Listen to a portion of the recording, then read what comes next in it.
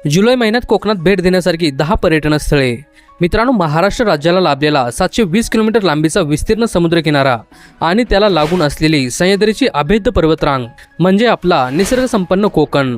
जुलै महिना हा कोकणातील पर्यटनासाठी सर्वात अनुकूल आणि महत्त्वाचा काळ मानला जातो। या काळात नैऋत्य मोसमी वारे अधिक सक्रिय होतात आणि संपूर्ण कोकण पट्ट्यात सरासरी 2500 ते 3000 मिलीमीटर इतका मुसळधार पाऊस पडतो। या पावसामुळे केवळ नद्या आणि धबधबेच प्रवाहित होत नाहीत, तर युनेस्कोने जागतिक वारसा स्थळ म्हणून घोषित केलेली पश्चिम घाटातील समृद्ध जैवविविधता खऱ्या अर्थाने भरून येते। त्यामुळे पर्यटकांचा कल इकडे जास्त असतो। अशातच आज आपण जुलै महिन्यात कोकणात भेट देण्यासारखी 10 पर्यटन स्थळे कोणती आहेत याबद्दल माहिती जाणून घेणार आहोत। मित्रांनो, व्हिडिओ सुरू करण्याआधी जर तुम्ही आमच्या चॅनेल आणि पेजवर नवीन असाल तर फॉलो सबस्क्राईब करून व्हिडिओला एक लाईक नक्की करा। चला तर मग व्हिडिओला सुरुवात करूया। नंबर 10 सावंतवाडी। आपल्या यादीत 10व्या क्रमांकावर आहे सिंधुदुर्ग जिल्ह्यातील कलाकारांचे शहर सावंतवाडी। लाकडी खेळणी आणि गंजिफा कलेसाठी प्रसिद्ध असलेले हे शहर जुलै महिन्यात एक वेगळेच रूप धारण करते। शहराच्या मध्यभागी असलेला मोती तलाव आणि त्याच्या सभोवताली असलेल्या हिरव्यागार टेकड्या पावसाळ्यात धुक्यात हरवून जातात। या काळात इथे येऊन ऐतिहासिक सावंतवाडी राजवाड्याला भेट देणे हा एक राजेशाही अनुभव असतो। इथल्या चितार आळीमध्ये फेरफटका मारताना तुम्हाला कोकणातील हस्तकलेचा अप्रतिम नमुना पाहायला मिळतो। येथील शांत प्रदूषणमुक्त वातावरण, रस्त्यावरील टपरीवरचा गरम गरम चहा आणि सोबत सावंतवाडीचे खास सांडण चखणे हा एक अत्यंत सुखद अनुभव असतो। इथल्या निसर्गात एक प्रकारची संत आणि शांत लय आहे जी तुम्हाला नक्कीच रिलॅक्स करेल। नंबर 9 गुहागर। 9व्या क्रमांकावर आहे रत्नागिरी जिल्ह्यातील एक सुंदर आणि अतिशय निवांत ठिकाण गुहागर। गुहागरचा समुद्रकिनारा हा कोकणातील सर्वात लांब आणि सुरक्षित किनाऱ्यांपैकी एक मानला जातो।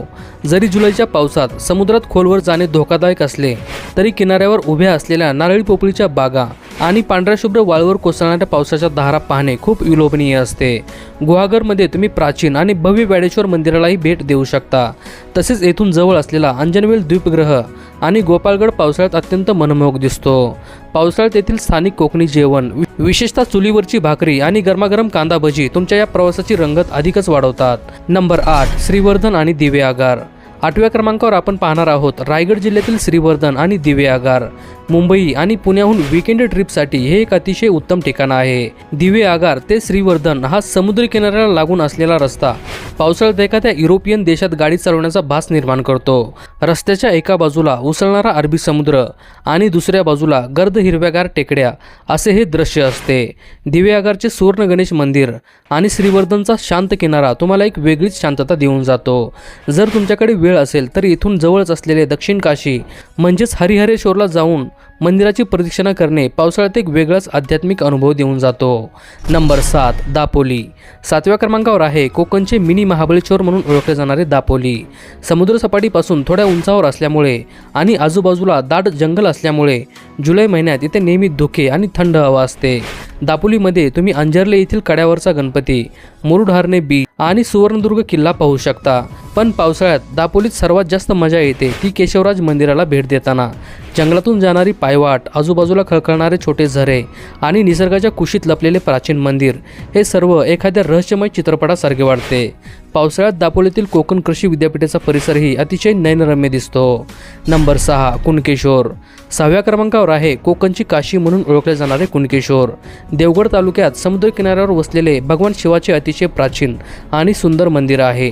जुलै महिन्यात अरबी समुद्राला उधाण आलेले असते आणि समुद्राच्या महाकाय लाटा जेव्हा कुणकेश्वर मंदिराच्या तटावर आणि तिथल्या जांभा दगडावर आदळतात तेव्हा ते रौद्र दृश्य अंगावर शहारे आणते। एका बाजूला भक्तिमय वातावरण आणि दुसऱ्या बाजूला निसर्गाचे रौद्र रूप असा हा अनोखा संगम फक्त पावसाळ्यातच कुणकेश्वरला पाहायला मिळतो। येथून जवळच असलेल्या देवगडमध्ये जाऊन पवनचक्की प्रकल्पाला भेट देणे हा देखील एक चांगला पर्याय आहे।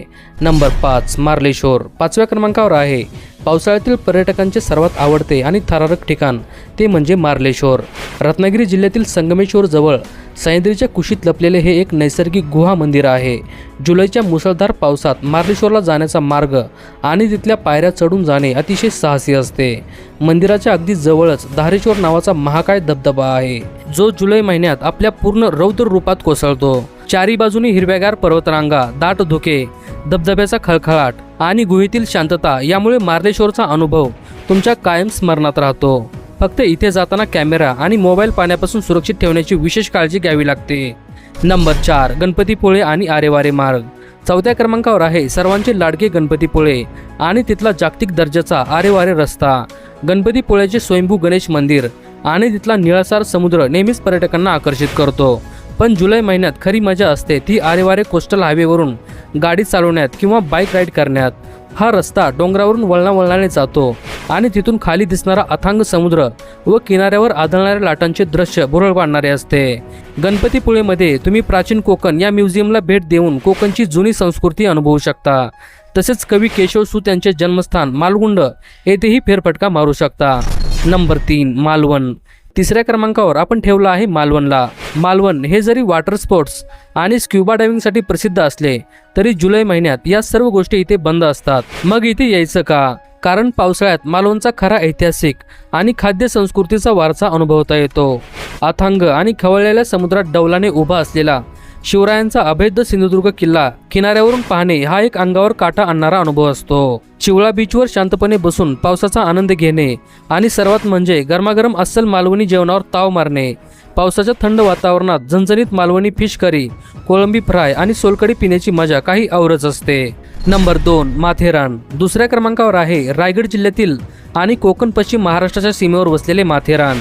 हे महाराष्ट्रातील एकमेव थंड हवेचे ठिकाण आहे जिथे वाहनांना पूर्णपणे बंदी आहे, ज्यामुळे इथला निसर्ग अतिशय शुद्ध राहिला आहे.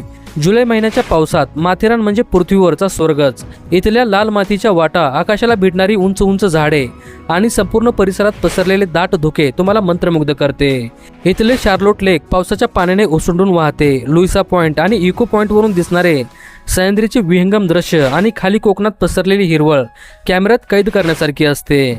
इथल्या धुक्यातून चालताना आपण खऱ्या अर्थाने ढगावरून चालत आहोत असाच भास होतो. नंबर 1 आंबोली. आणि आत्ता आपल्या यादीत पहिल्या क्रमांकावर आहे जुलै महिन्यातील पर्यटनाचा अविभाज्य भाग म्हणजेच आंबोली.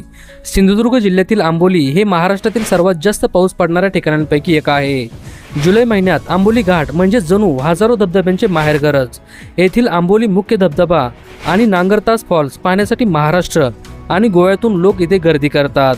याशिवाय येथील कावळे 7 पॉईंटवरून दिसणारा रिव्हर्स वॉटरफॉल म्हणजेच उलटा वाहणारा धबधबा पाहणे हा एक निसर्गाचा चमत्कारच असतो. इथले धुके इतके दाट असते की समोरचा माणूसही दिसत नाही. हिरवागार निसर्ग, सतत कोसळणारा पाऊस आणि रस्त्यावरील गरमागरम मॅगी व भजी. आंबोलीची ही ट्रिप तुम्हाला पावसाळ्याचा सर्वात अविस्मरणीय आणि सिनेमॅटिक अनुभव देऊन जातो. तर मित्रांनो, ही होती जुलै महिन्यात कोकणात भेट देण्यासाठी सर्वात सुंदर 10 पर्यटन स्थळे. पावसाळ्यात कोकणचे सौंदर्य कित्येक पटीने वाढते. तुम्हाला यापैकी कोणते ठिकाण सर्वात जास्त आवडले किंवा या 10 व्यतिरिक्त असे कोणते ठिकाण आहे जे तुम्हाला वाटते की या यादीत असायला हवे होते, ते आम्हाला कमेंट्समध्ये नक्की सांगा. व्हिडिओ आवडला असेल तर लाईक करा, शेअर करा आणि अशाच माहितीपूर्ण व्हिडिओसाठी आपल्या चॅनलला फॉलो सबस्क्राईब करायला देखील विसरू नका. भेटूया पुढच्या व्हिडिओमध्ये. तोपर्यंत धन्यवाद.